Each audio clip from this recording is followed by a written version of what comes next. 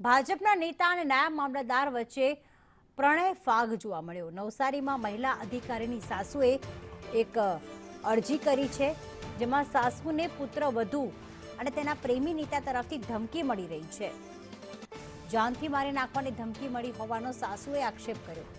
સાસુએ police અને કેન્દ્રીય મંત્રીને પત્ર લખીને અને રક્ષણ પણ માંગ્યું છે।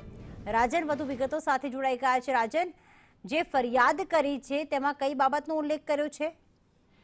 जी बिल्कुल प्रीति, समग्र मामला अंगे जो आपने जણાવું तो नवसारी जिल्लाની અંદર આ કિસ્સો ભારે હાલ ચર્ચાની એરણે ચડ્યો છે, કારણ કે નવસારી જિલ્લા ભાજપના એક મોટા હોદ્દેદાર અને નવસારી જિલ્લામાં જ ફરજ બજાવતા મહિલા મામલતદાર, નાયબ મામલતદારનું પ્રેમ પ્રકરણ હાલ ચર્ચામાં આવ્યું છે। અને મામલો ત્યારે પ્રકાશમાં આવ્યો જ્યારે એ નાયબ મામલતદારના જે સાસુ છે તેમણે સીધી જ પોલીસમાં રાવ કરી છે અને પોલીસમાં અરજી કરવાનું, પોલીસ પાસે દાદ માંગવાનું તેમનું જે જણાવ્યા મુજબનું કારણ છે એ કારણ એ છે કે આ નાયબ મામલતદાર જે છે તેમના દ્વારા હવે તેમના સાસુને અને તેમના દીકરાને એટલે કે નાયબ મામલતદાર તેના પતિને માનસિક ત્રાસ આપી રહી છે અને જાનથી મારી નાખવાની તેના પ્રેમી એટલે કે ભાજપના હોદ્દેદાર જોડે મળીને ધમકીઓ આપી રહી છે। અને આ તમામ બાબતોને લઈને આ જે અરજી કરનાર સાસુ જે છે એ વૃદ્ધા જે છે તેમનો પુત્ર એટલે કે નાયબ મામલતદારનો પતિ જે છે એ ખૂબ જ હતાશામાં ગરકાવ થયો છે। અને સમગ્ર મામલે આ જે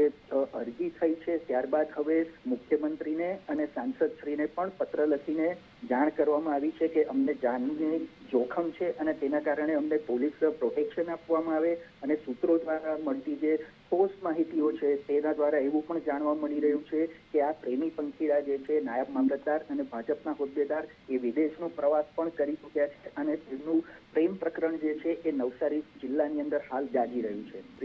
આભાર તમામ વિગતો માટે રાજન।